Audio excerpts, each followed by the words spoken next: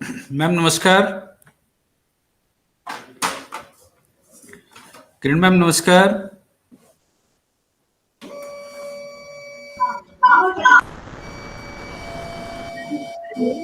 Ma'am start करते हैं। जी जी।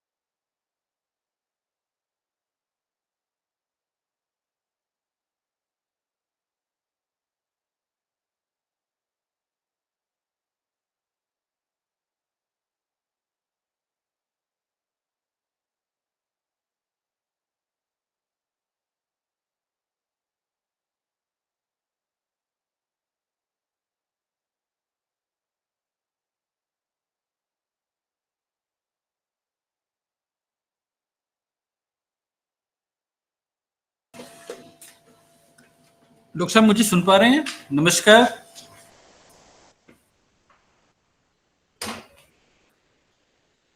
किरण ma'am.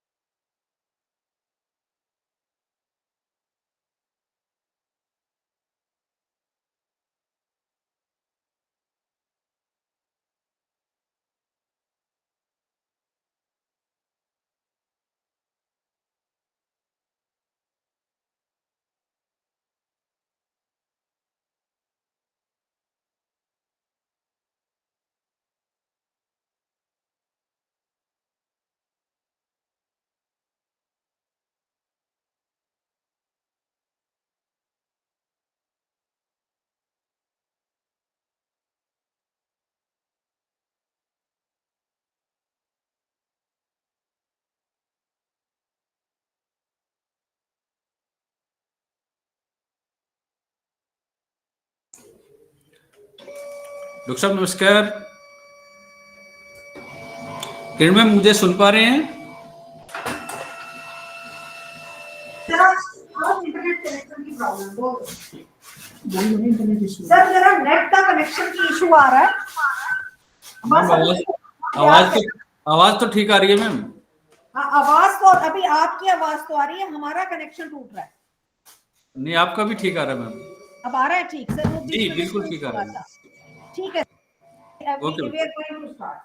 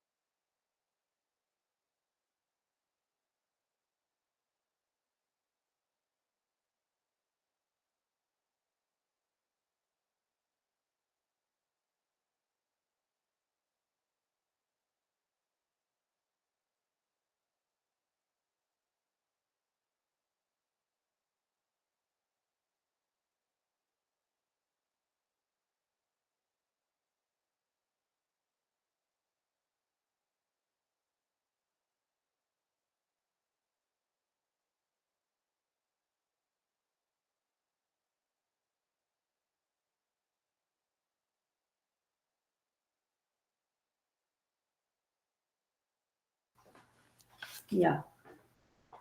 Yes, please. So, could I see the students who have joined the list? Just a minute.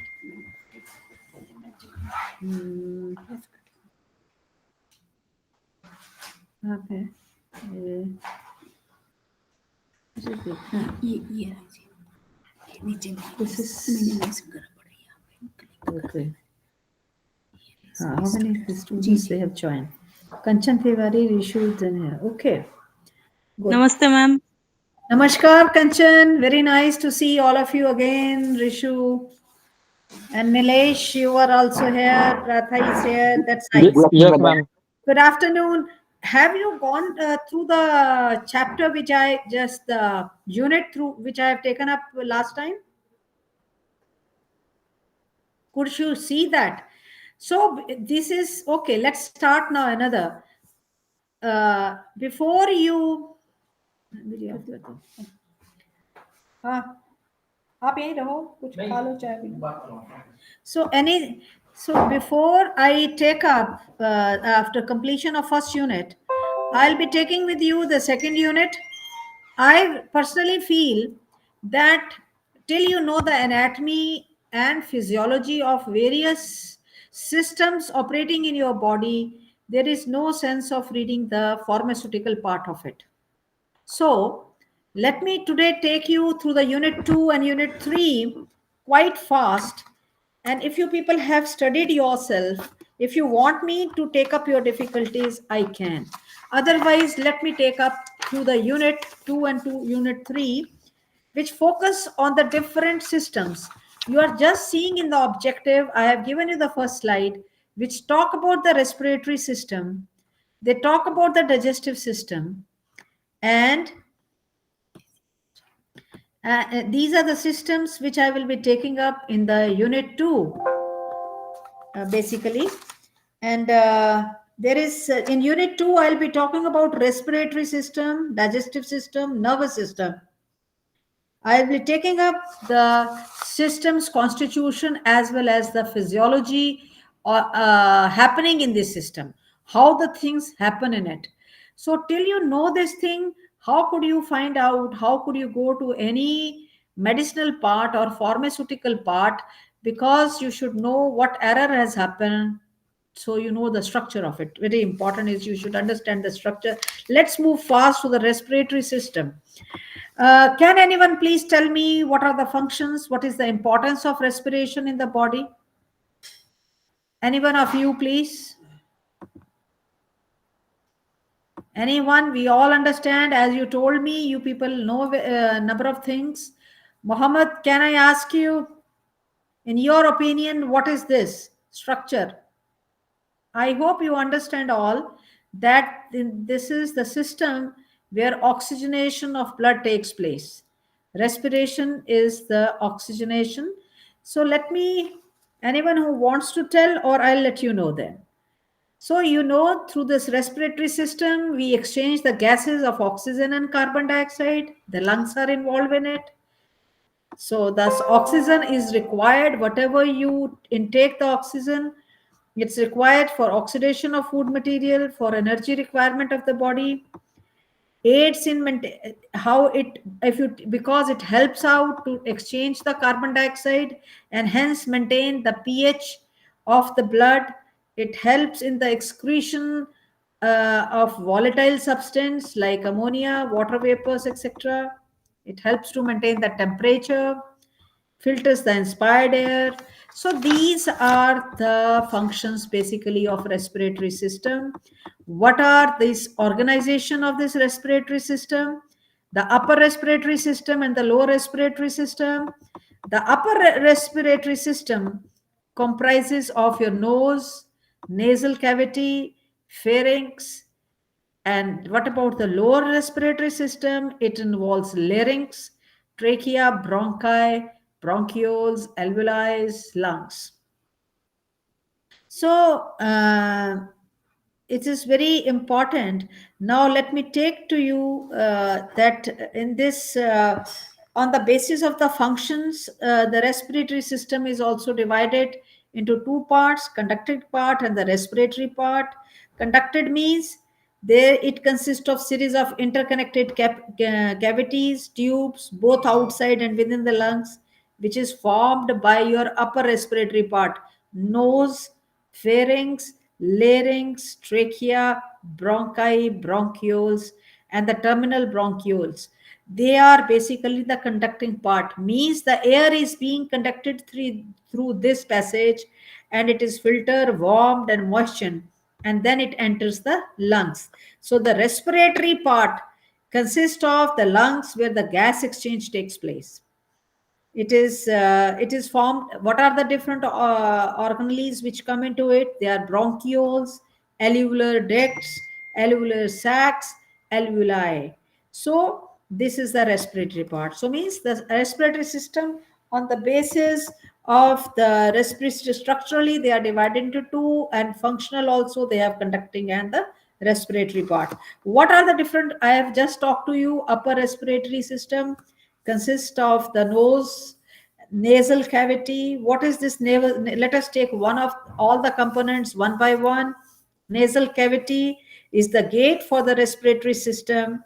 The nasal cavity, you all know there is a central nasal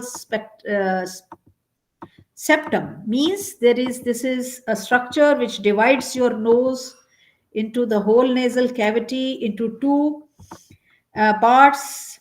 So nasal cavity is for what? It is for the smell. It has olfactory, means smell receptors. It is lined with the mucous membrane that secretes the mucus. And this the interior part of the cavity is lined by the skin. You all know it contains the hairs, and they help to, what is the function of the hair? To remove the dust particles from the air, and it also humidifies the air in the next, in the nasal cavity. So in the then comes the pharynx. Nasopharynx, we have used the word because it is the junction between the nasal and the oral cavity. Oral cavity means the cavity in your mouth.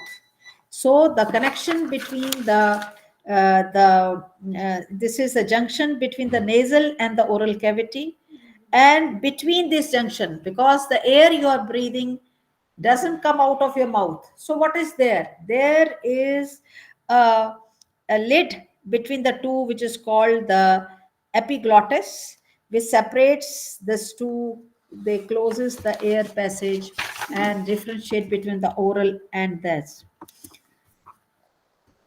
There is the light has gone here, so let me now switch off the light. So epiglottis is a lid which closes if the food is going, it closes the air path, and this and the food or water is when it's being swallowed. Pharynx is the it is just a funnel shaped structure tube which is 5 inches long, and it lies at the back, posterior we call it, through the nasal cavity, and and uh, uh, or what you say, this is with which we communicate, means there are two. The pharynx lies there. The next part of the pharynx is the larynx actually, and function as so larynx lies above the larynx and functions as a passage of air and food, and provides a resonating chamber of speech and sounds. The tonsils, you all know, which are involved in the immunological reactions against the foreign invaders, are located in the pharynx. Larynx is the voice box. The movement of air through this cavity helps in the generation for the modulation of voice. Now, the next component of your respiratory system comes the trachea.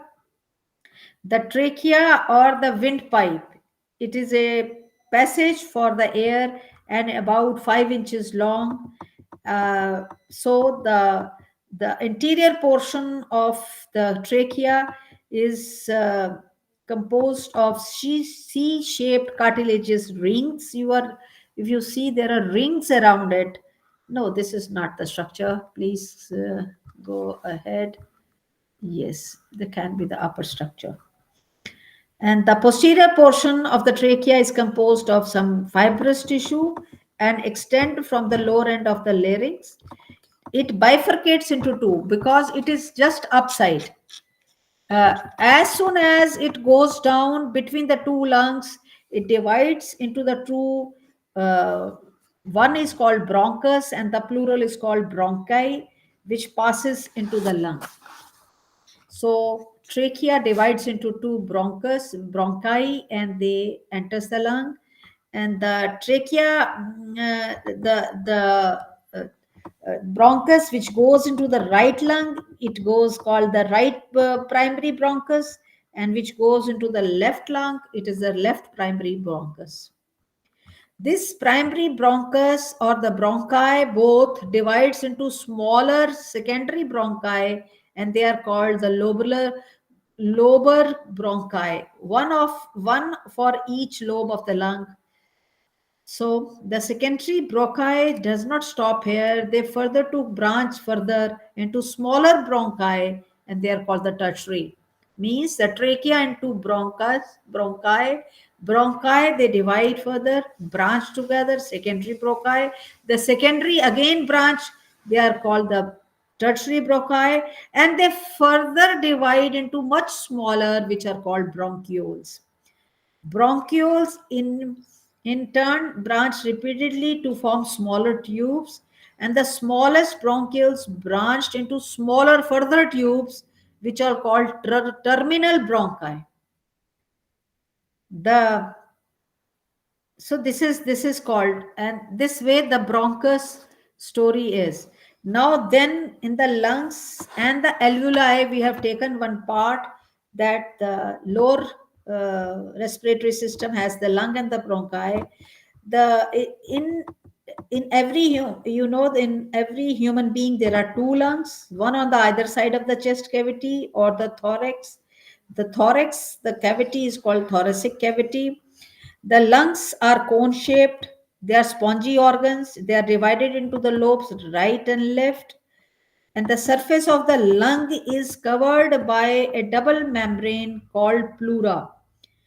The outer layer of the membrane lines the wall of the thoracic cavity, and the inner layer covers the lung. The region between these two is having a fluid which is called the pleural fluid.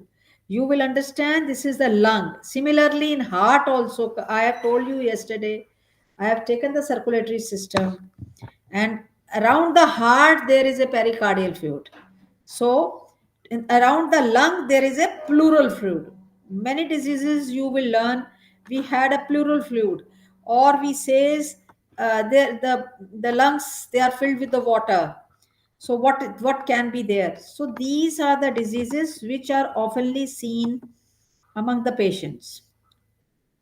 So you have to understand this fluid first, the location of the fluid, and each means this in each lung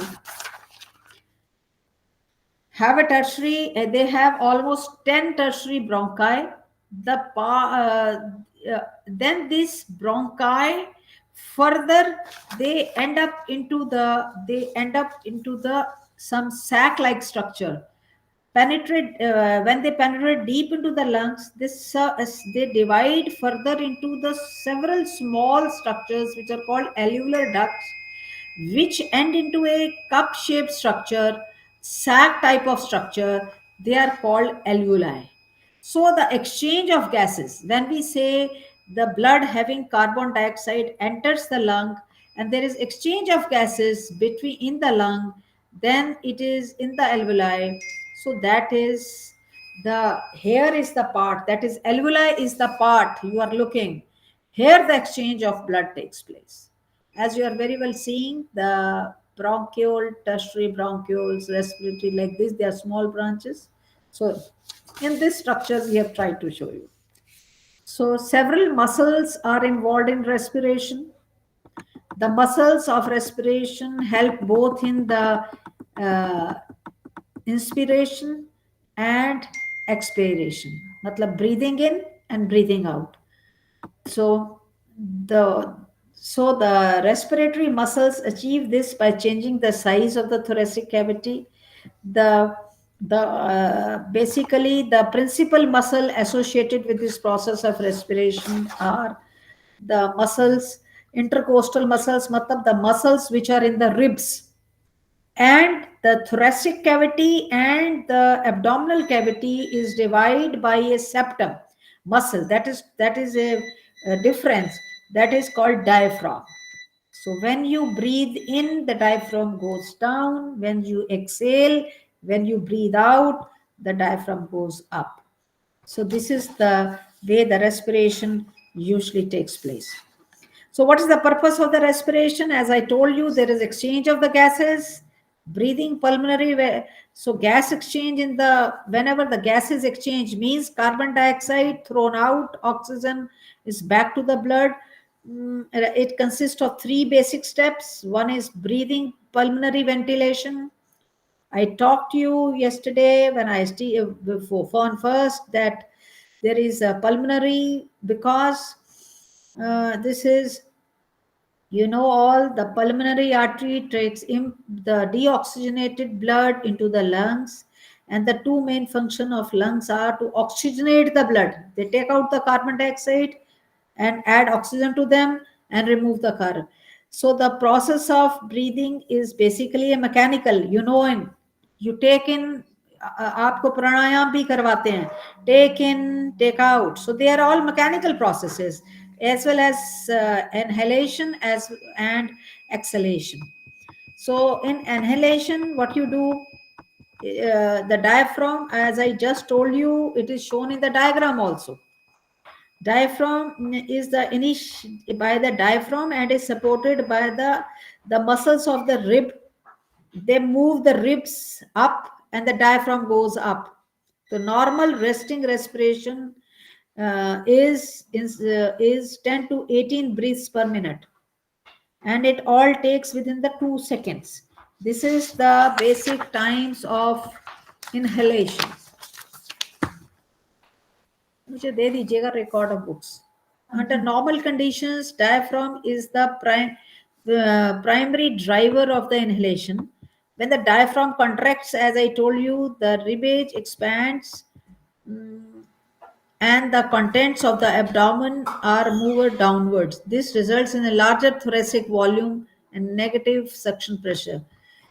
I hope you understand this theory, how the diaphragms, they move up, there is more volume, there is negative suction, means less air, so the air is breathed in. Exhalation is expiration, generally a passive process. The lungs have a natural elasticity. They recoil from the stretch of, they come back from the stretch of inhalation.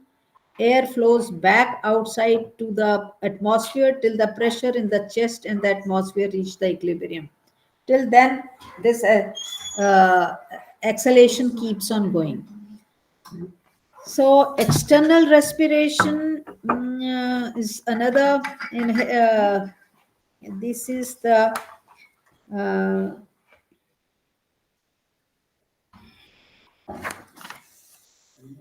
there. As I told you, these are the two types of your pulmonary ventilation. That is inhalation and exhalation. Now the second type of respiration. The basic step of respiration is external respiration. This involves what? The exchange of gases between the air spaces of the lung and the blood in the pulmonary capillaries. In this process, the blood of the pulmonary capillaries become oxygenated by taking oxygen and by losing carbon dioxide. The process of oxygenation of blood takes place in alveoli, just I told you, which are thin walled structures surrounded by the capillaries. So this deoxygenated blood enters the capillary network around the alveoli from the pulmonary artery, and after oxygenation leaves the capillary network via the pulmonary vein.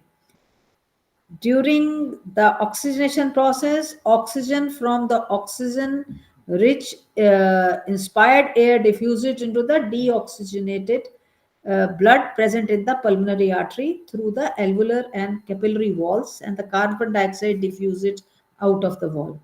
This is just a pressure difference, and this way the external respiration takes place.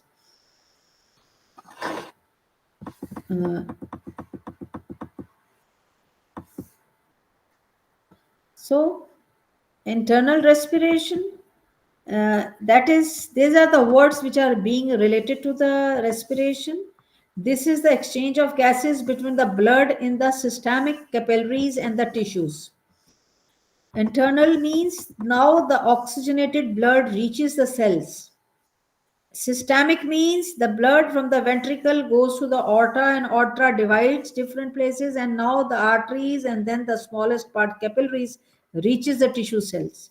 So when the exchange of gases takes place between the blood, between the capillaries and the tissue cell, that is internal respiration. The how it happens, the hemoglobin, the blood I have talked to you, they have a red pigment, hemoglobin. So the hemoglobin in the blood, they loses oxygen and gains in the blood, loses the it gives oxygen to the cell and gains carbon dioxide within the cell. The metabolic reaction, as you know, in mitochondria the energy is being produced. The metabolic reactions that takes place, they consume oxygen and they give off carbon dioxide, and also produce energy rich molecules, ATP, which I have just told you, which are in the mitochondria. And the metabolic reactions, they takes place in the cell, and we called it as a cellular respiration. So this is I will like to tell you what is the composition of our inhaled and exhaled air. The composition of inhaled air different from the exhaled air. Inhaled air has composition 78% nitrogen, 21% oxygen, 1% inert gases, and very little of carbon dioxide because it totally doesn't go out.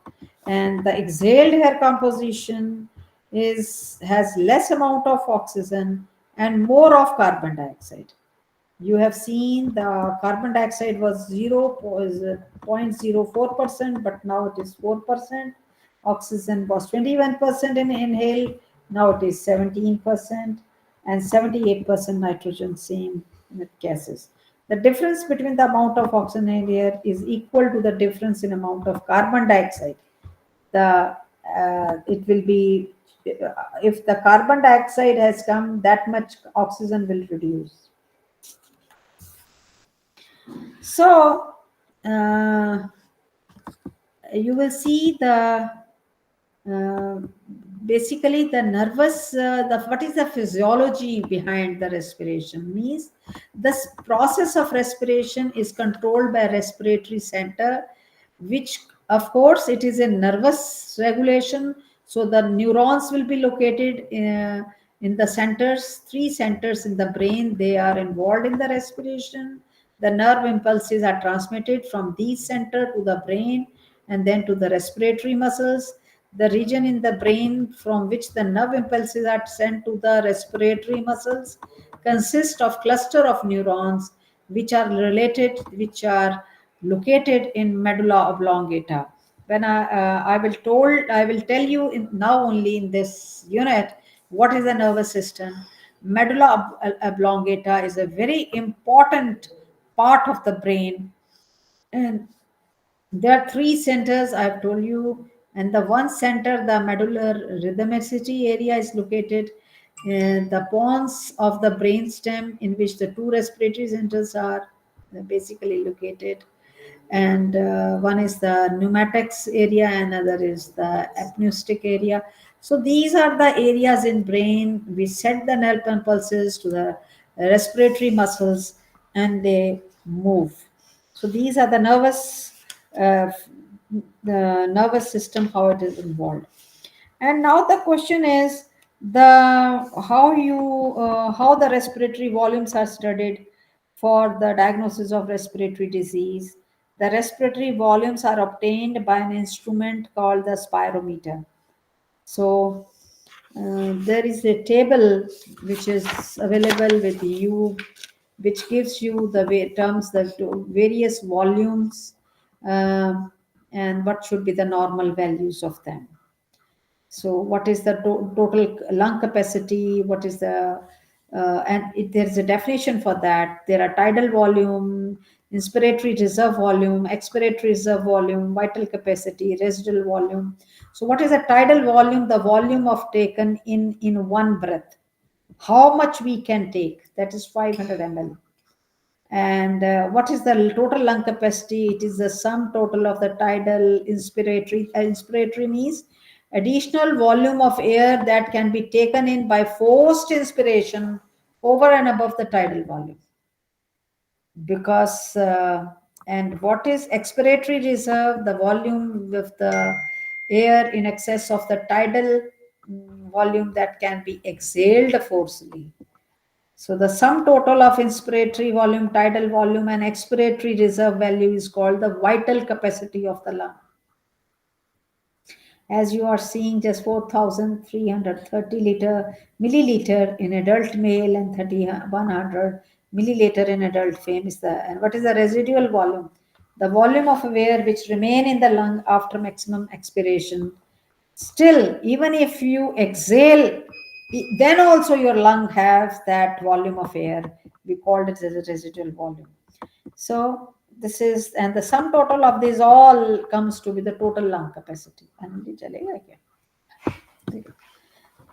So this is all the respiratory system. I move fast to the digestive system. Digestive system is composed of your gastrointestinal tract. It deals with your digestion, absorption, and that is called ingestion and elimination of waste of the food digested. So let us see what is the anatomy of the digestive system first. So digestive system is in the form of a long tube that starts with your mouth, ends up the anus. The tract is around 8 to 10 meters in length. The various organs of the digestive system include the oral cavity, that is your mouth. Then I have told you that is a common pharynx, esophagus, uh, stomach, small intestine, large intestine, rectum, and the anus. And there are some parts which are attached to them. They are accessories to that, like in oral cavity. Uh, oral cavity have the teeth. They have the tongue. There are salivary glands. There is a liver in the body. There is a gallbladder, pancreas. They are the accessory digestive organs are also available. So let's take one by one. What is the oral cavity? What is in the oral cavity? Oral cavity, as I just told you, it is the mouth. It is the first part of the tract, and it is enlarged.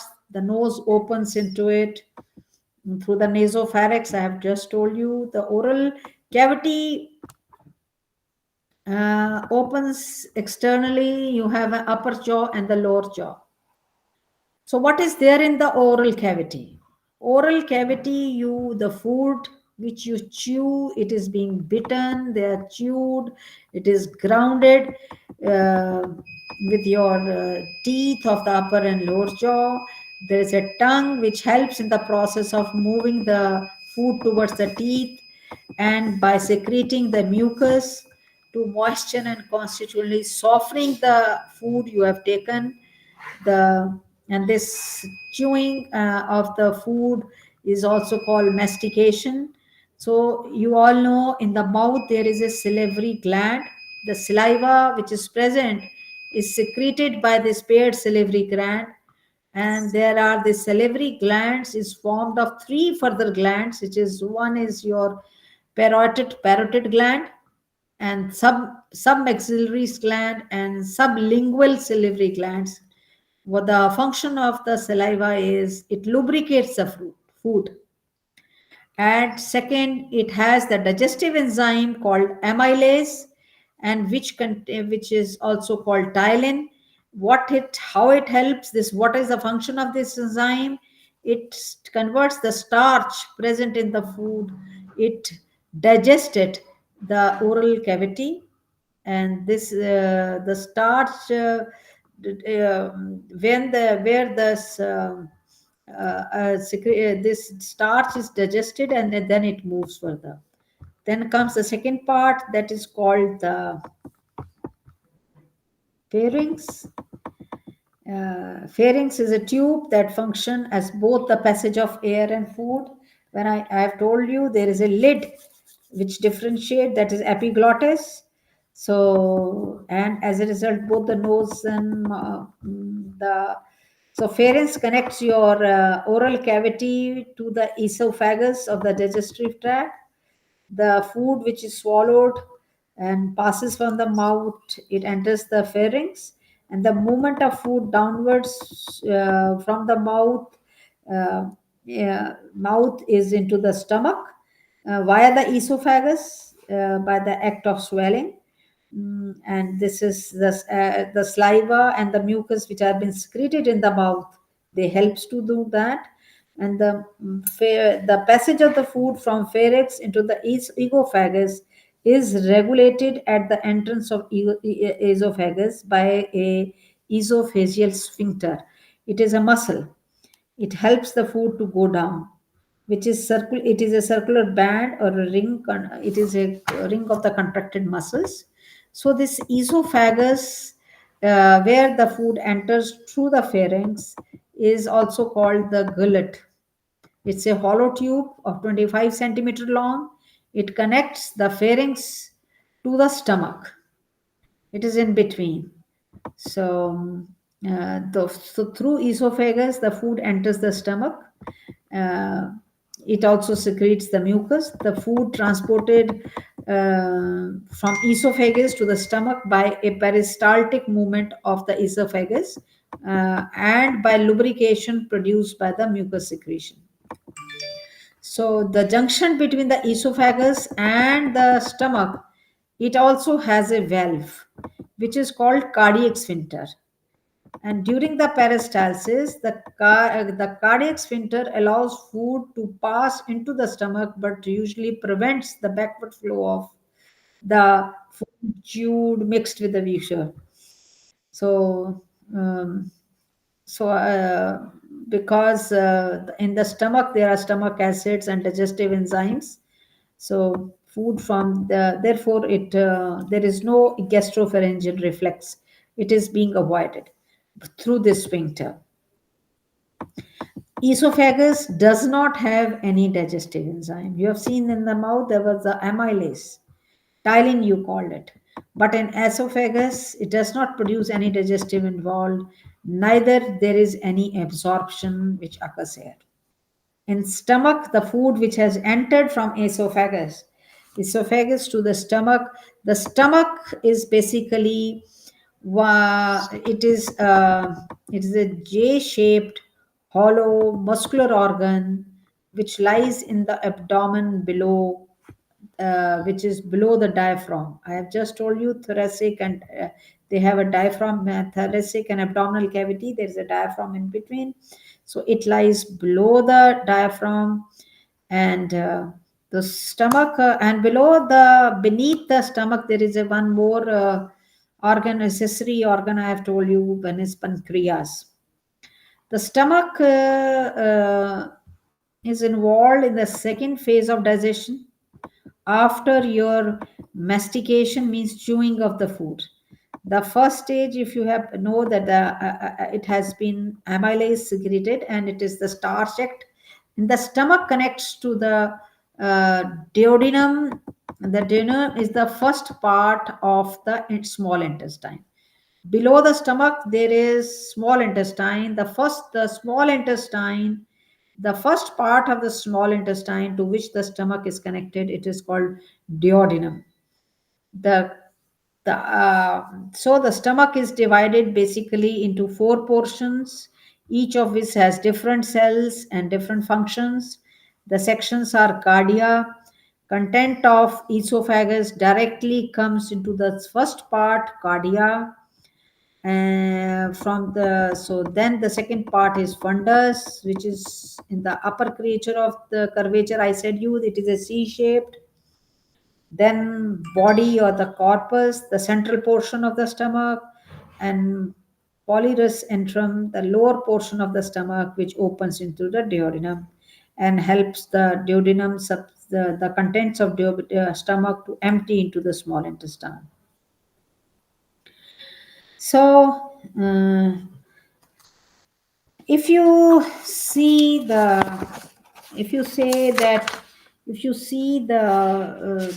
lining of the stomach, if you see the stomach is composed of some four parts. The lumen of the stomach, I should say, from outwards the stomach consists of mucosa, then submucosa, then muscularis propria, and then serosa. So histologically means the cell structures, the layers which are there. The mucosa is the stomach's innermost layer is called the mucosa.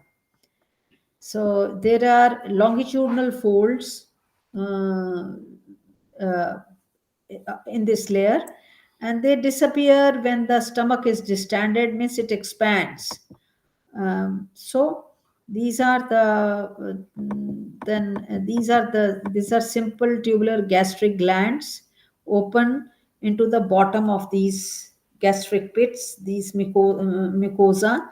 This is a longitudinal structure. This submucosa lies under the mucosa, and it is just a between layer. The muscularis externa forms the muscular region. It lies under submucosa, and the stomach. So it itself, there are the oblique layer in it, middle layer, and outer longitudinal layer. The muscle part has to be very strong in stomach because the movements are to occur in this. Then the serosa layer covers the just muscularis externa, and it is all connective tissue. The three main functions of the stomach are, what are the main functions of the stomach basically? What happens in this is to kill any bacteria ingested, because HCl is being produced here. breakdown of the food into smaller pieces, large surface area for easier digestion. It store the food and release it at constant rate. And it's this the movement of the stomach is controlled. Both are the flow of chemicals in the stomach are controlled both by the autonomic nervous system and the various digestive system hormones. So there as I told you, these are the main functions of their, so which we see because the HCl is being produced in the stomach.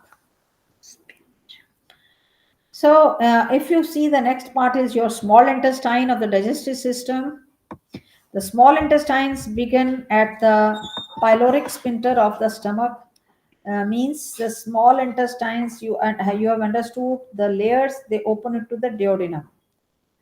So if you see the small intestines, they are the largest component of the of the digestive tract, and it is the main site for the digestion and absorption. When the food is being chewed, turned into small pieces, that is the chyme. This from stomach enters the small duodenum. In duodenum, it receives bile from the gallbladder and digestive enzymes from the pancreas. The pancreas, they secrete the pancreatic juice, which contains the pancreatic enzymes, and they were inactive and only become they are active only when they reaches the duodenum. The As I told you, the small intestine is a coiled up tubular structure, and it has three divisions, three parts, which is the first, as I have told, where the stomach opens, it is duodenum, then jejunum, and then ileum. So as the stomach opens, the chyme enters, it is in the duodenum, it is the first and the shortest part of the small intestine, and it is just there is a sphincter between the stomach and the duodenum, that is pyloric one. Duodenum is a hollow C-shaped structure which connects the both the stomach to the intestine. It is still a part of the jejunum, which is next to the duodenum. Most of the chemical digestion takes place in duodenum, as I told you just now. The intestinal juice is present in the duodenum, the ascending part of opening of the pancreas, bile duct, through which the we have in the, and they do the digestions in the, they just break down the food on which they act into the duodenum.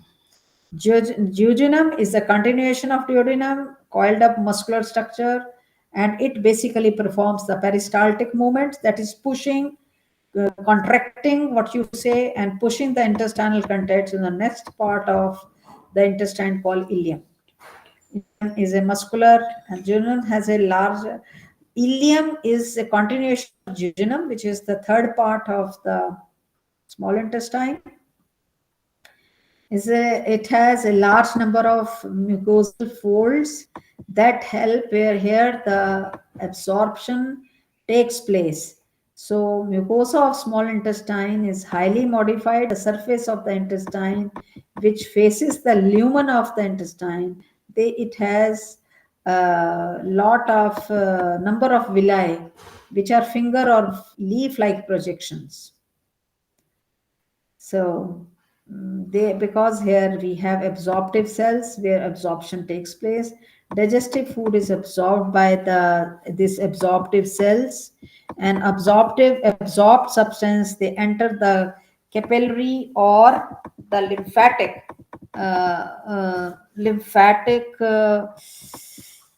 system, which are below the epithelium of the small intestine.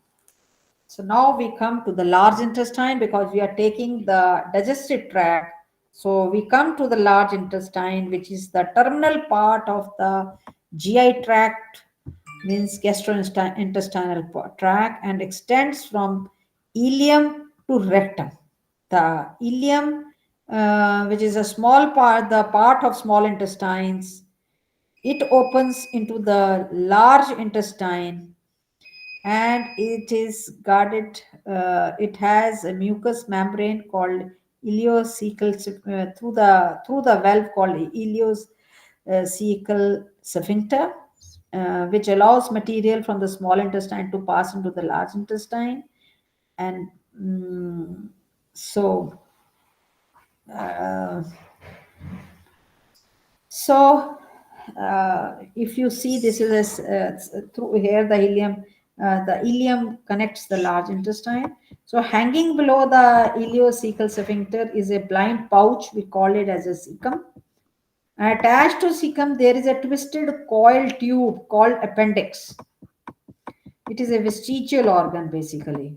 The open end of the cecum merges with the long tube of the large intestine called colon, which is the beginning of the large intestine. Colon structurally, it is subdivided into ascending colon, transverse colon, and descending colon, sigmoid colon. The main function of the large intestine is basically absorption of water, formation of your solid stool, absorption of electrolytes, secretion of mucus, absorption of vitamins synthesized by bacteria called the colon bacteria found in the colon. So rectum starts because large intestines enter the rectum. Rectum starts from the sigmoid colon, that is the last part of the large intestine, and it ends into the anal canal, which is small canal. The rectum forms the terminal part of the digestive tract and terminates at the anus. The rectum stores the facial material from the colon. When the rectum gets filled up and when there is stimulation, the feces are passed out through the anus. This process of your passing of the feces or the stool from the anus is called defecation. Defecation, and it is a voluntary control. We all know it. So there are sphincter at that, external and internal sphincters. So in this way, the whole GI tract comes to an end. So now there, as I told you, you have, before you understand the physiology part, you have to understand how many glands are attached to the digestive system.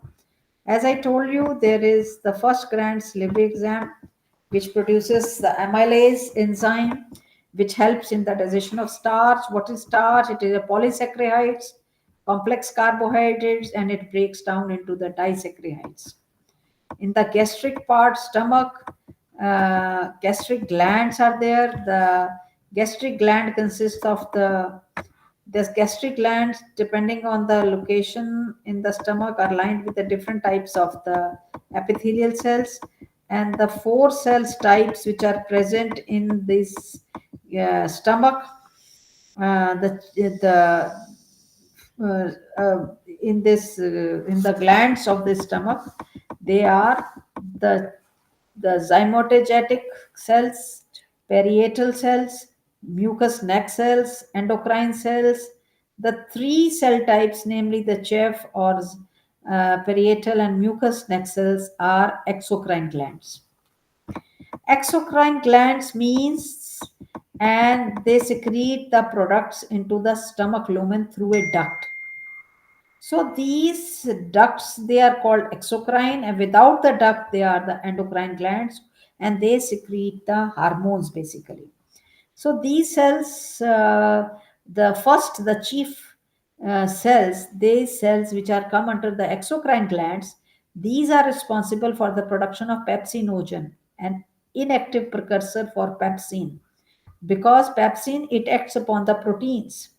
It degrades proteins into simpler proteins, and the pepsin, why it is pepsinogen is a precursor, an inactive precursor of pepsin, because it acts in the acid medium. The secretion of pepsinogen with inactive form of pepsin, so this helps in the breakdown. The parietal cells, they produce gastric juice in the form of HCl. HCl kills most of the bacteria. and stimulates hunger, activates pepsinogen, as I just told you. And these cells also helps in the absorption of vitamin B12. Mucus of the neck cell. These cells secrete mucus. Similar, and this mucus, the mucus secreted by the cell is alkaline and protects the mucosa, because earlier parietal cells, they produce the HCl, and so they help to this mucus cells also secrete bicarbonates, and hence protecting, neutralizing the acids, and protecting the stomach from injury due to acid, pepsin, or some irritants. So there is one part also which is endocrine cells. These cells are called, they are usually alone. They are the best known endocrine cells in the gastric mucosa are the gastrin producing cells, which are also called G cells, and somatostatins producing B cells. G cells stimulate the secretion of acid and pepsinogen. D cells are found mainly in the glands of pyloric antrum. They inhibit G cells, they produce production. So, uh, this is the no hormone basically is being secreted, but the endocrine cells in the gut mucosa, they are the gastric producing cells basically. The glands of the small intestine, the epithelium of the small intestines, they also have some secretory cells. One is globular cells, endocrine cells, Brunner's glands. नहीं हुआ? ये दो तो रहते नहीं, उन्होंने मैं क्या करा दिया ये अपना शैली बाबू शैली साहब ने नहीं, आपको कहा था चले जाना।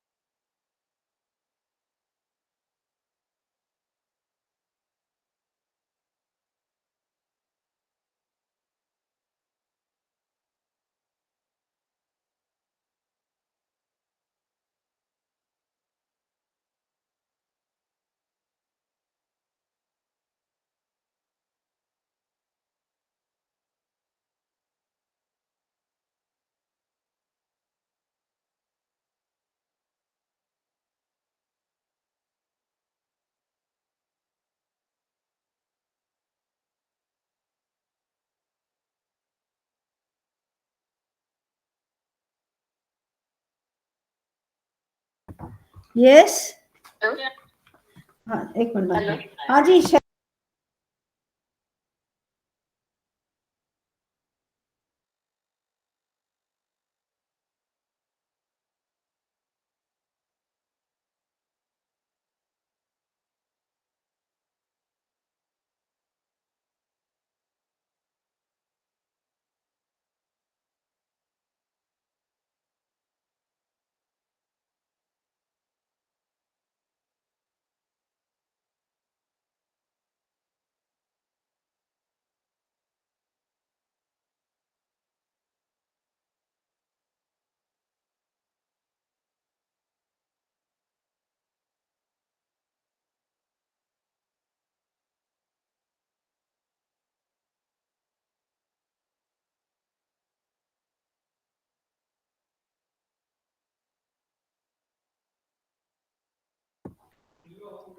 Yes, please. Somebody wants to ask something? Rishu, you want to ask something? Yeah, ma'am, actually your voice was not audible for the past 5 minutes. Oh, there is some problem here in the internet connectivity. I'll Okay, repeat okay, it ma'am. again. Yeah, no problem, ma'am. Thank you. So there are glands I was talking about of the small intestine, which consist of many type of cells. There are called the goblet cells, enteroendocrine cells, and the Brunner cells. Endo- and this goblet cells are the mucus. Basically, they secrete the mucus. The abundance of uh, these cells and the enteroendocrine cells, they occur in the small intestines, and the most of the abundant they produce the cholecystokinin, which stimulates pancreatic enzymes to the secretion and the gallbladder's contraction, so that the bile could enter. Secretin that stimulates biliary bile secretions of the liver, bicarbonate secretions, gastric inhibitory peptides, which inhibit the gastric acid secretions. So these are the cells which do this. There are another Brunner cells.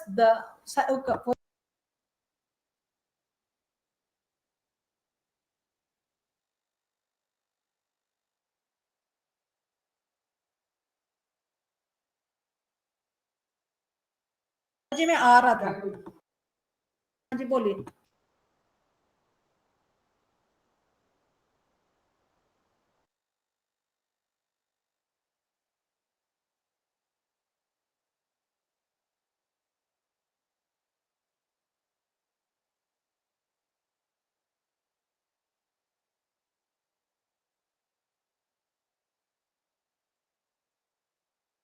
The Brunner's gland, the submucosa of the small intestines basically contain, as I told you, there are mucosa, there are 4 layers of the intestine cellular part. So the submucosa of the small intestine, they contain the glands which are called the Brunner glands, which the it is in the duodenum portion only, and the Brunner glands occupy this gland. They secrete the mucosa, which is basically alkaline. They slightly alkaline, and they protect the duodenal mucosa from the action of hydrochloric acid. The intestines also produces the enzymes in addition to what is being told, that is maltase and sucrase. They act on the disaccharides. You know, the starch is further broken into the disaccharides, into the monosaccharides, complex carbohydrates. So these are the glands which are there are the glands of the colon. The goblet cells are also in the large intestines. They secrete mucosa in it. They only produce the lubrication and transport of the intestine.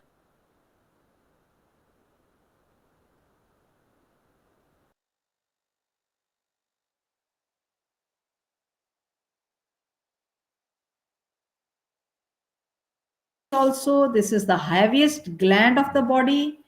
Its weight is 1.36 kg, and it is divided into the 4 lobes. The liver lies on the right side of the abdominal cavity. It is beneath the diaphragm. It secretes one important juice, bile, which helps in the emulsification of fats. That means it breaks down. This bile is basically stored into the gallbladder, and due to some hormonal stimulation, the gallbladder, it releases the bile juice, and the gallbladder is attached to the liver. So on the posterior surface of the liver, and it is a pear-shaped organ. 5 बजे free होंगे. The pancreas is a leaf-like gland. It is 12 to 15 centimeter long and lies beneath the stomach and is connected to the small intestine at the duodenum, where this is also a gland. We are talking of the different glands which are in the GI tract, and this is connected to the duodenum by 2 ducts, and it is made up of small clusters of the glandular epithelial cells, which is 99%, which is arranged in cluster called acini, and it forms the exocrine gland. The cells within acini secretes a mixture of fluid and digestive enzymes called pancreatic juice, which consist of pancreatic amylase and pancreatic lipase, pancreatic trypsin, pancreatic chymotrypsin. So these pancreas also secrete bicarbonates, which increases the pH, because we have in the stomach HCl. So bicarbonates, it increases the pH of the intestine. Increases the pH means making it more alkaline. The pancreatic digestive enzyme act only in a medium, because it becomes active in the alkaline medium, so the pH has to be taken care of. So you are just seeing the amylase, which has broken into this disaccharides. It is further broken to the monosaccharides. Lipases are involved in the hydrolysis of fats, and the chymotrypsin and trypsins, they are in uh, the digestive enzymes which are being secreted by pancreas. They help in the digestion of proteins. The 1% of the pancreas, the pancreas has an exocrine as well as endocrine gland. So 99% they are in cluster and they form the exocrine gland. 1% of the cells of the pancreas, they are in the cluster and they are called the pancreatic islets or islets of the Langerhans. These are the endocrine glands. They secrete the hormones, glucagon, insulin, somatostatin, pancreatic polypeptides. These hormones, they are secreted into the bloodstream. As I told you, the exocrine needs the ducts, but exocrines, they are directly into the bloodstream and they control the sugar or the glucose level of the blood. So what happens in the GI here in the food from GI, the absorption of the digestive material takes place in the oral mucosa, the gastric mucosa, small intestine mucosa, and the colon. So these are the types absorptions of different materials of the system. Now I take back to you to the nervous systems, because we have to finish up with the different systems of in the body. Let's move to the nervous system. The nervous system, along with the endocrine system, shares the maintaining the homeostatic, means the very environment, basic equilibrium of the body. So both these systems worked in order to complete controls conditions within the limits of maintaining life. But endocrine and nervous system, they do in a different way. Nervous system, it comes into picture after responding rapidly to the stimuli, and in order to and the body to adjust accordingly. So the types of the nervous system, the functional use, the various components of the nervous system are the basic component of the nervous system is the neuron. So the neuron, that is the functional unit. Neuron, physiologically, the neurons can be divided into two types. Hello, Sahib.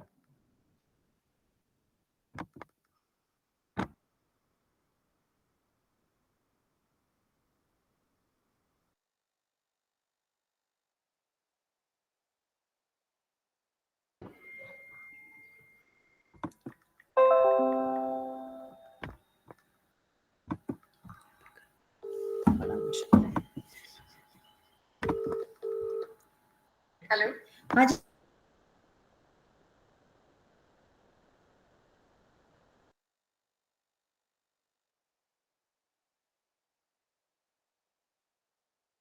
So afferent sensory nerves, the physiologically neurons are divided into two types, sensory nerves and the motor nerves.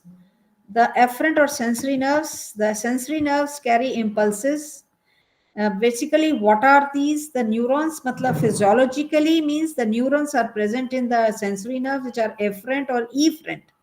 Efferent sensory nerves, the impulses, some stimuli acts on the organs or the tissues, and they carry the message to the brain or the spinal cord. And efferent, they carry the message from the brain or spinal cord to effector organs. So the neurons may be present as a single neuron.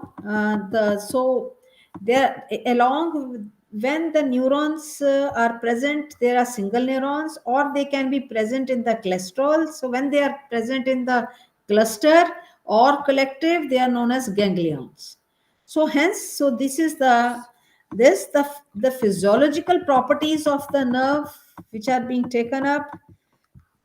I've taken up, that is excitability. It is the property which respond to the stimulus, and the stimulus can be physical, electrical, mechanical, and this reaches the suppose some good food is being taken, the smell reaches the nostrils, and from there the nerves will take from the nostrils to the brain, and the brain act like this. And conductivity is the ability of the nerve fiber to conduct or transmit the impulses generated along the entire length. So now these are the way the nerve system they act upon. The various components of this nervous system are the brain and its nerves, which are called cranial nerves. Spinal cord is the and a spinal cord and the brain is another component, and the together brain and spinal cord together along with their nerves and the branches, they constitute the central nervous system. Ganglia, I just told you that they contain many cell bodies of neuron. They are collective together. They are closely associated with the cranial and spinal nerves. Anteric plexus, extensive network of neurons on the walls of the organs of the gastrointestinal tract. They help to regulate the digestive system, that is called enteric plexus. Sensory receptors, which are either the dendrites of the sensory neurons or the separate specialized cells that they monitor the changes in the internal or external environment. So anatomy of the nervous system, if you read what is the anatomy, so anatomy first of the brain, and then the you can study the anatomy in the 5 different ways. One is the brain.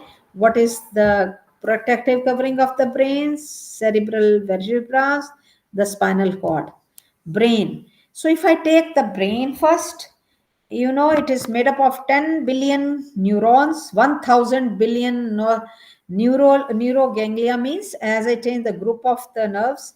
It is, of course, the brain is the main part. It registers, it correlates the things and store the information. So the brain is also, it is it is within the cranial bones, which is called cranium. And the human brain approximately weighs 1.3 kg and is divided into the three parts. You see the diagram. One is the forebrain, midbrain, and hindbrain. Forebrain is composed of, as you are seeing in the picture, the forebrain is made up of the cerebrum, thalamus, hypothalamus. Must see them properly, must see where they are lying, because the hormones, and you will study the endocrine system, you will understand where is the hypothalamus. So it is in the forebrain. Midbrain, you just see in the diagram, it is composed of tectum and the cerebral, as well as several nuclei and fasciae, bundles of nerves. This is given in simply a group. Hindbrain, it is composed of very important cerebellum and pons and medulla oblongata. 12 pairs of cranial nerves, numbered 1, 2. Go to the next picture. See the next picture.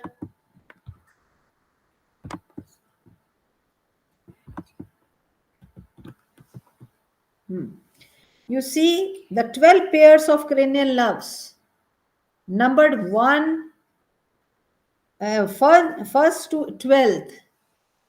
They are basically arise from the base of the brain. So each nerve follows a definite path and serves a particular region. You are seeing, if you are seeing the cervical, thoracic, lumbar, sacral, these are the parts of the spinal cord. So 12 pairs of the cranial nerves numbered, just see the upper one, cranial nerves.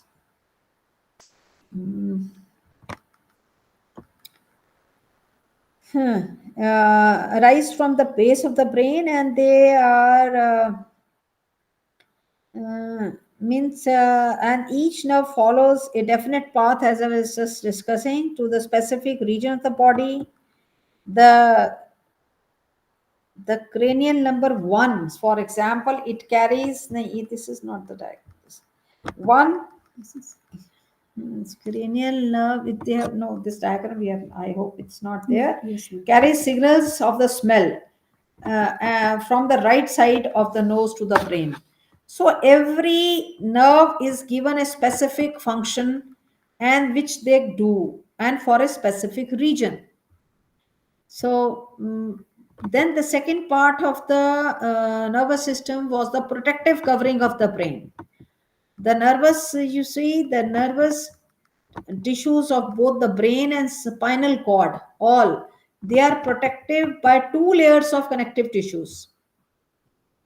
Covering tissue, covering bones and the meninges, and non-connective tissue, the cerebrospinal fluid. So these bones, the cranial bones, cranial bones, these, they enclose and protect the brain. So similarly, the vertebral column, it encloses and protects the spinal cord. The tough meninges, that is the between this, they cover and enclose the brain and the spinal cord. There is another connective tissue which I have told you yesterday. Blood is a connective tissue, bone is a connective tissue. Similarly, the fluids which are present, they are connected. So the cerebrospinal fluid is produced in the brain, and it surrounds and cushions the both brain and spinal cord, and this is also the covering of the brain and the spinal cord. I have used the word tough meninges. So what are the meninges? Meninges form a covering that encloses the brain and the spinal cord. The meninges which covers the brain are called cranial meninges. Meninges which cover the spinal region, they are called spinal meninges. And they protect the spinal cord. The meninges basically consist of 3 layers. This is a structure. The inner layer Pyometer, middle layer, arachidonimeter, the outermost layer, durameter. And I hope the durameter, if you see the pyometer actually basically covers the spinal cord and the brain. It goes down different fissures of the brain too. This arachnoid matter is a middle layer, and the dura matter the outermost layer of the meninges. The duramotor is a tough fibrous membrane which is attached to the vertebras, and in which the spinal cord is the spinal cord or the skull is the brain is being protective. So this fluid which I have talked is present between the supraarachnoid place, which is the space between the arachnoid and the pyometer. This space is being filled by the cerebrospinal fluid. And the cerebral spinal fluid is a clear, colorless, watery tissue fluid present between the places I have just told you. In human adult, it is roughly 150 millimeter, and the constituency of this spinal fluid is that it has 40 to 60 milligrams of sugar, glucose traces of glucose. It has some traces of proteins, electrolytes, and the main function of this fluid is to for the shock absorber to the brain and the spinal cord, and it also supplies the nutrition to the nervous system. So this is you are looking into this diagram which I am showing. It has a pyometer. If you see the layers, there is a pyometer, there is a subchronoid space, and there is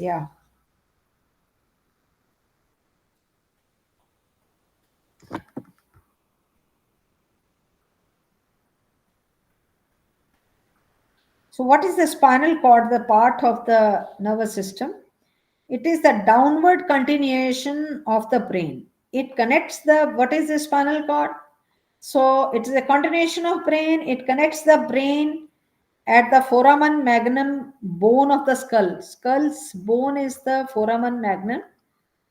This is the bone from where it continues, and it is protected in the bone's vertebral column is protecting this spinal cord.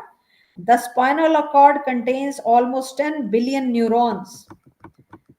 31 pairs of spinal nerves emerge from the spinal cord, each serving a specific region.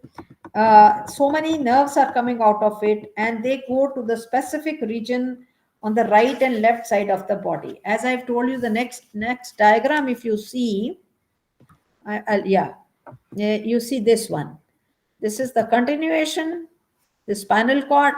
You are just seeing it continues, and this is the vertebral column in which it has lot of nerves coming out of it. So and the spinal cord, it extends from medulla oblongata of the brain, which is the posteriormost part of the brain, up to the second lumbar vertebra. It extends between this. A transfer section of you see the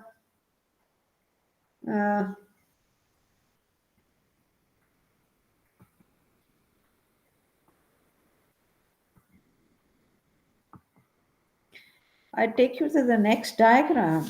Basically, I'm just looking whether I have taught you this automatic nervous system. Okay, you just see if you take the transfer section of this, this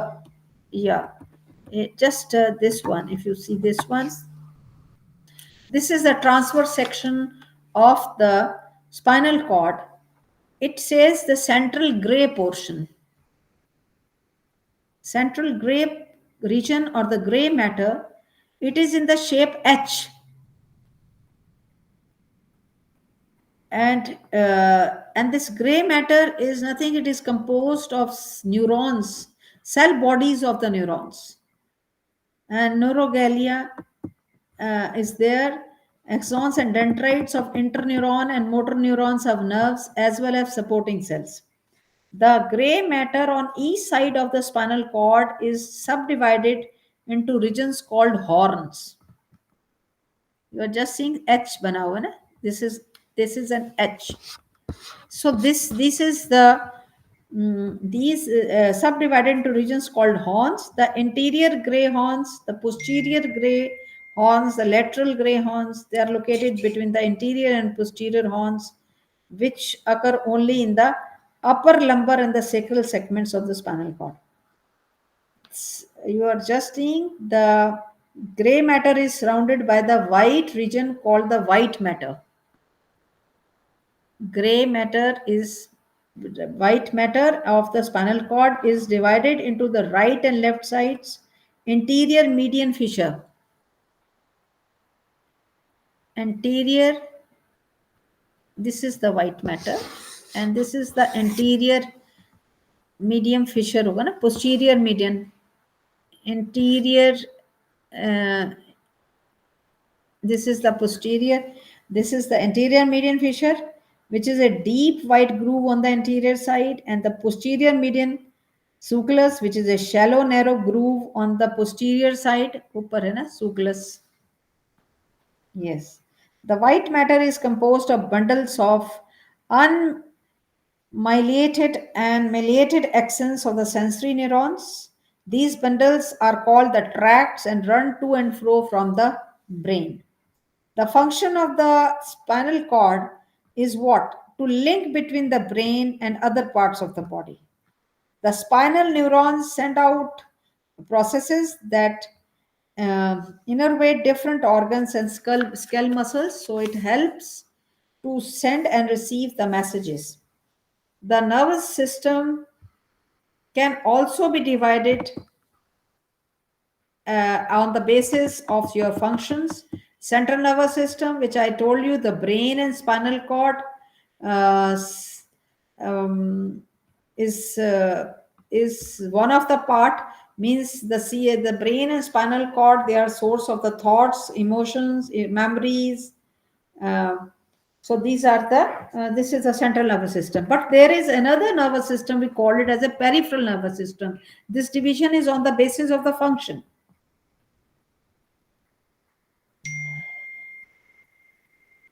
So peripheral nervous system includes all nervous tissues outside the central nervous system. So the peripheral region is again divided into three, that is somatic, autonomic, and enteric nervous system. So this peripheral nervous system and the somatic means this is voluntary or motor nervous system, which is called somatic. Somatic sensory neurons, they convey information from somatic and special sensory receptors which are present in the head, body wall, limbs to the central nervous system. So some somatic motor neurons from the central nervous system conducts impulses. I have told you the sensory, they take the message to the central nervous system. Motors, they bring the messages from the central nervous systems to the specified receptor cells or the organelles from where the message has been conveyed. Autonomic nervous system, it is the involuntary nervous system, and it governs the activities of the visceral organs like heart, stomach. It controls the blood pressure, secretion of various glands of the body. while the somatic nervous system of the peripheral nervous system, they supply the skeletal muscles of the body. The autonomic nervous system supply all organs except the skeletal muscles. This autonomous nervous system consists of sensory neurons, they consist of motor neurons. So this way, they also have the same. So parasympathetic, the motor portion of the autonomic nervous system is divided into parasympathetic and sympathetic. Parasympathetic, it is basically referred to the craniosacral nervous system.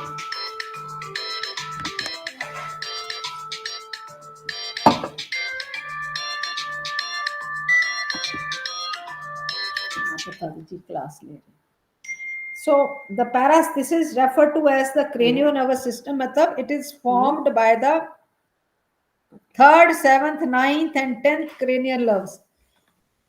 And 3rd, 5th, I have just shown you earlier the spinal cord, this one. So this is parasympathetic nervous system is referred to the craniosacral nervous system. It is formed by the 3rd, 7th, 9th and 10th cranial nerves and 3rd to 5th sacral portion. And sympathetic nervous system is also known as thoracic, which are in the thoracic part, and the lumbar nervous system. The enteric, I have told you, it is in the digestive system. So it is considered to the earlier it was taken into the autonomic nervous system, but nowadays it has been considered separately. It consists of 100 million neurons in the enteric plexus, and they are present in the entire length of the gastrointestinal tract. So although they communicate with CNS via sympathetic, parasympathetic neurons, sensory neurons of this system monitor chemical changes happening in the GI tract, and they stretch along the walls. And the motor neurons, basically, they deal with the contraction of GI tract, smooth muscles, secretion of GI tract, such as acid secretion by stomach, activity of GI tract, endocrine glands. So what is the function of nervous system basically? You all can easily tell us what is the function. It governs the function of what are the functions with the organs and organ systems in body. It basically, it has a role in transmitting the messages, control various psychological, physiological functions in the body, and the functions which are governed consciously are functions which cannot be governed consciously. The functions of nervous system are basically, you have understood now what is the, how these are through the sensory functions to the motor systems. So this is the unit 2, anatomy and physiology of systems. But let me take you so that you can study a bit in your home. Let me take to the unit 3. This basically again there is anatomy and physiology of the remaining systems. Here you will see the special system, visual system, auditory system, the gustatory system, olfactory system, somatic system, reproductive system, urinary system, endocrine systems. These are the rest of the systems. You have to read the anatomy and the physiology of these systems. Let me start today, but I request you to kindly read them at your home also. And you can ask, like reproductive system, you kindly read at your home on your own. And I'll be trying to cover, the anatomy. Let me start with the visual system, eye and the vision. All of you know very well the visual system, the eye is there, and the anatomy of the eye is, it has 3 layers, sclera, choroids, and retina. The sclera forms the outer layer of the eye. It is an opaque fibrous coat which is white in color and forms a transparent membrane in front, which we all see, that is cornea. It is this is the strongest of the three layers and protects the structure in between. Then come the choroid. It's the middle layer of the eye. It has the blood vessels. It is vascular, and it is pigmented in the posterior surface, so that it converts the inside of the eye into dark space. The anterior surface is also pigmented and forms the iris. Iris has a central opening which we call the pupil. The lens of the eye is attached to the choroid layer by means of the suspensories ligament. So basically, iris is a muscular shutter situated in front of the lens in the anterior part of the eye. Iris controls the amount of light entering into the eye and falling on the retina. When the intensity of the light is high, the iris contracts and the pupil becomes small. When the intensity decreases, the iris expands, allow the light to fall. So lens in the eye is a multi-layer biconvex transparent body which is situated behind the iris in the anterior part of the eye. It is attached by the suspensory ligament and the eye into, and this arrangement, it is divided into two chambers. The humors, the chamber in front of the lens is called the aqueous humor, and the chamber behind the lens is called the vitreous humor. So in many diseases, you will see the pressure of the liquid is being checked, is measured to make you understand the problems, the diseases associated with the eyes. Retina, one of the important parts, is delicate and transparent layer forming the innermost layer of the eye. It composed of the nervous tissue. So because it has number of retinal neurons are present here, photoreceptors are, and there are two types of photoreceptors which are present here. One are rods, others are cones. Rods, they measure the intensity. They are and the cones, they are color receptors. The rods contain the photosensitive pigments, and the pigments are rhodopsin, and the cones contain the photosensitive pigment iodopsin. The rods and cones, they unite into a bundle and pass through the layer of eye from the posterior end of the eye, and they form the optic nerve. So what is the physiology of vision? Basically, what is the how you see the things?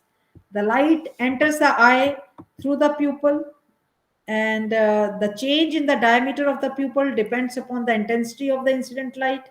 Aperture size of the pupils becomes smaller in the presence of strong light. As I just told you, it changes as per the light. The lens, because of its elasticity, has adjustable curvature, and because of the elasticity concentrates light into the retina. The sensitive pigment on the retina get bleached, colorless हो जाते हैं on exposure of the incident light, and thus it leads the generation of a nerve impulse. The nerve impulse are collected into the retinal cells, and they are transmitted to the visual centers or the occipital region of the brain through the optic nerve. The image then that are focused on the retina are inverted, and they are upside down. It means they're upside down. The images also undergo right to left reversal as the light from the right side of the object strikes the left side of the retina, and vice versa. The so this world so this in this way the what you say, that we say the brain learns early in life to coordinate with the visual images, and so in this way the optic nerves, they reaches the brain gives back the message, and the image is changes, it becomes upright, objects are being focused and are being seen. Now we move to the auditory system, that is hearing, ear and hear. The organs which are responsible is the ear, and you know the hearing also the system also maintains your body equilibrium. So if we see the anatomy of the ear, there is external ear, middle ear, internal ear. External ear, you all see, which we see from the outside of the ear, which is called pinna. It is a external cartilaginous skin cover. The shape of the pinna, you all know, which comes out from the sides of your head. It helps to collect and converts the sound waves into external auditory canal.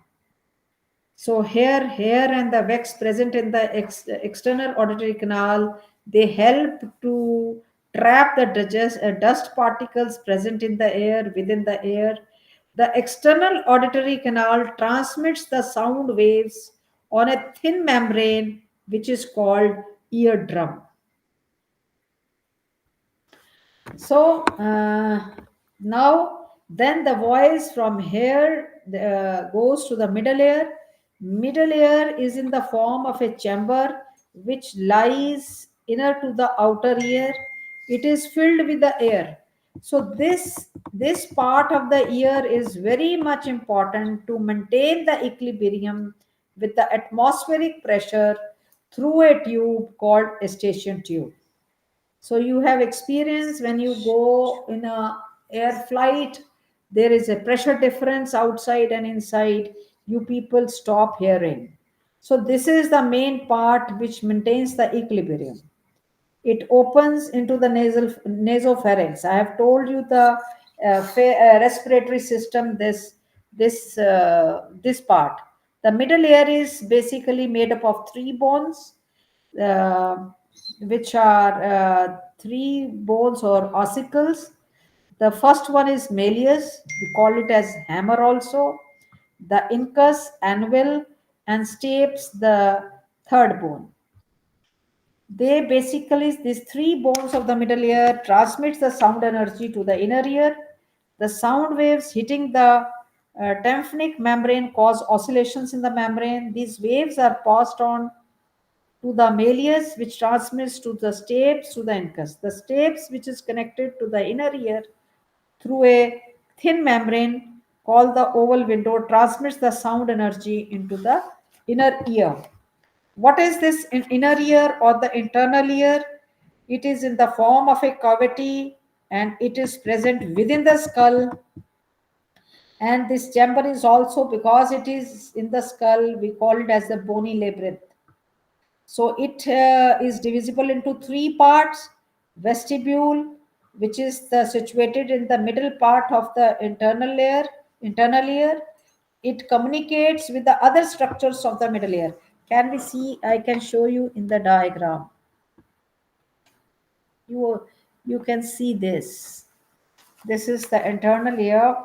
Vestibule, it is situated in the middle part of the internal ear, and this structure communicates with the middle ear. Here, then there are three semi circular canals which are right angles to each other. They help in maintaining the equilibrium, and as you change your head, they assess your head position and try to maintain the equilibrium. You must be knowing, people, they get chakkar aa jate hain. So that headaches or giddiness, because some problems, people say show your ears. So the inner part, that is cochlea, it is like a snail shell. It is responsible basically for receiving the sound. It is in the form of a coil. It is also filled with a fluid called lymph. So the cochlea also contains within it series of hair cells, which is called organ of Corti. This organ of Corti, they are responsible for perception of sound. What is the physiology of hearing? Physiology says the sequence of events that take place in hearing of sound, they are the sound waves, they are trapped by the pinna, that is external ear, directed into the external auditory canal. The waves, they strike the eardrum, they produce oscillations, and these oscillations are transmitted to the bones of the middle ear, which are three. These waves are transmitted by steps to the vestibule, which is the part of the middle ear, connected to the inner ear, and that vestibule transmit the sound waves into the cochlea. So this cochlea, there is a fluid which gets disturbance, and disturbance are picked up by the hair cells, that is organ of Corti, and this organ of Corti causes the generation of some potential. This membrane potential is converted into action potential, carried to the auditory centers of the brain through the cochlear branch of the eighth and or auditory center of the brain through the cochlear branch, and this is the eighth cranial nerve, which is called the vestibule cochlear nerve, which carries the information. It processes the perception of the sound, and the sound occurs. So here I ends up with the hearing part also. Next system is gustatory system. It involves tongue and taste. It deals with your taste. You know, the smell is in the smell you detect the airborne molecules, while human detect taste through this system to the taste buds. Tongue, you know, is a muscular organ which is present at the base of the mouth, apart from the main. So it helps, the structure helps in chewing, speech, swallowing, sucking, sucklings, anything. Tongue is the main sensory organ of the taste. The other sensory areas which are involved in the system are soft palate, pharynx, larynx, epiglottis, and so these are basically, the taste is being worked out by the receptor cells which are present as taste buds on your tongue. So you have understand there is uh,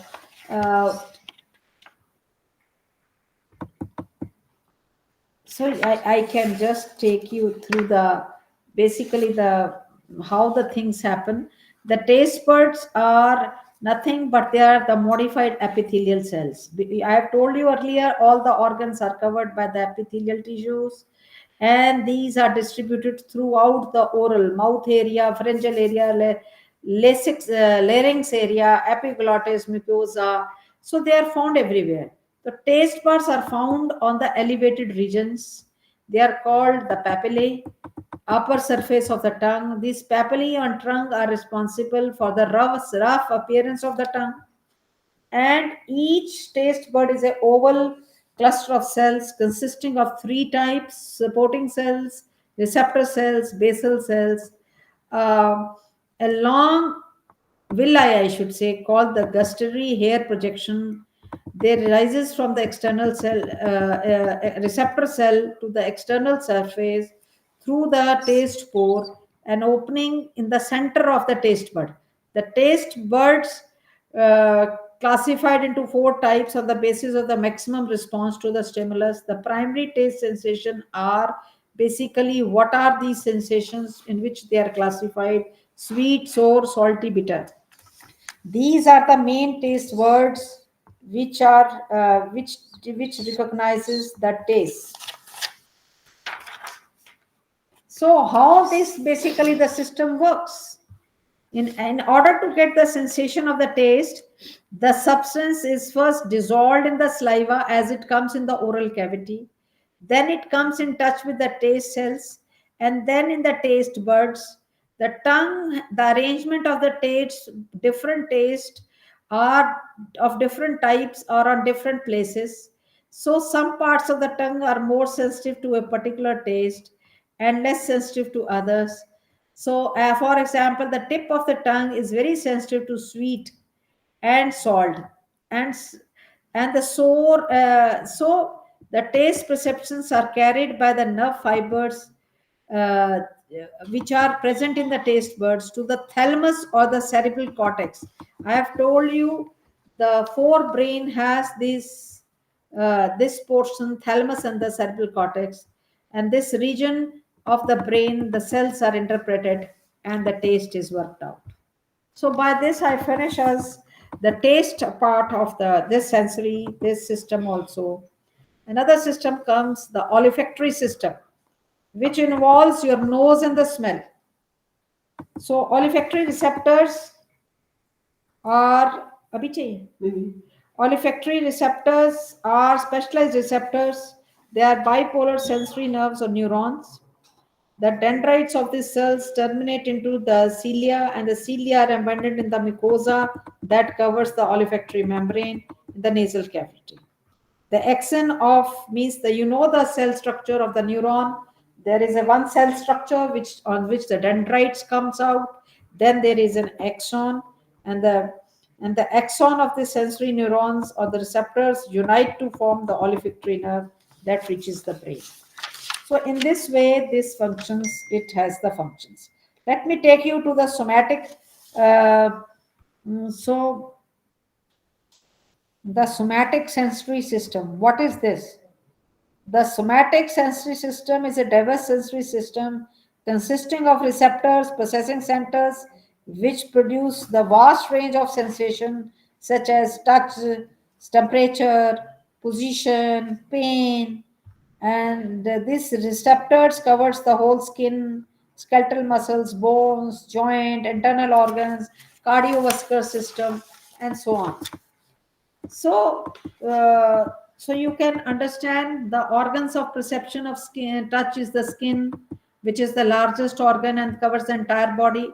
The touch receptors are the nerve endings that responds to the sensory impulse of there is a touch, pressure, temperature, pain, itching is there.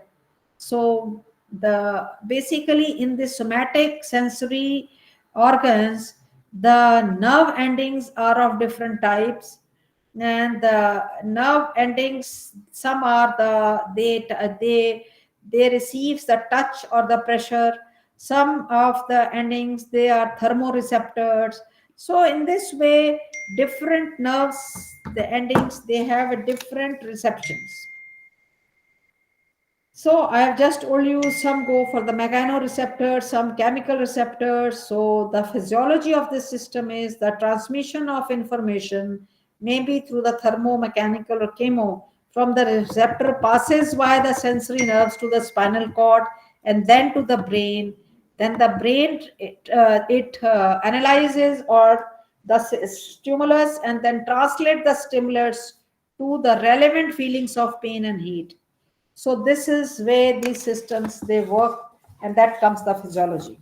So dear students, I hope the next system is reproductive system. I request you to read this system at home thoroughly, and if there is any query, you can ask me. If you wish, I can take the urinary system now only. The urinary system in any human, female or male, you all know, made up of kidneys, ureters, and the single urinary bladder, which ends up into urethra. So the kidneys if you see, it is you can read it at home if possible. If you have issues, I'll take it tomorrow. This urinary bladder, this urinary system and endocrine system, by which the whole unit will finish it. I basically, before understanding any pharmaceutical part, you should know the various systems working in our body. So the which almost we have finished the 3 units. So you can read it at home. I can take up if you feel the endocrine glands. I can take up tomorrow. You can go through the urinary part, because this is not a very reproductive system, as well as urinary system. If you wish, you can take it. If you have some difficulty, I'll let you know. You can very well understand the different parts of the kidney, and you can make out this is nothing. You have nephrons, and how the nephron structure is there, how the urine is collected, through which it from ureters it reaches the urinary bladder and it comes out. So it is just a simple structure of the kidney. You must know about it. If any difficulty, we can No, we can talk about tomorrow. Any difficulty, please, in today's lecture?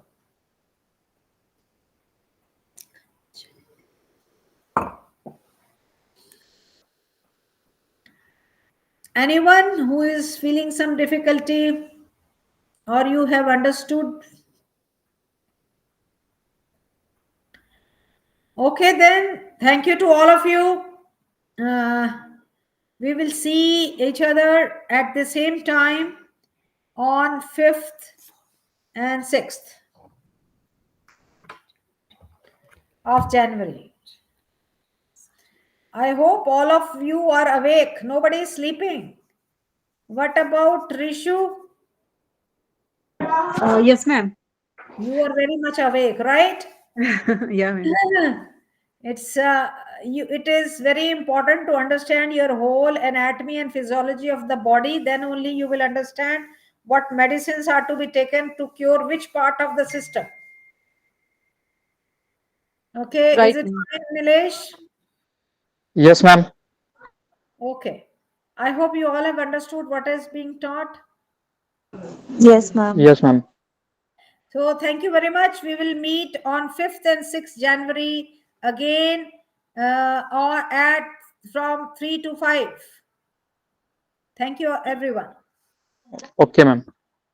And kindly read the reproductive system and if possible systems you will have some problem in okay.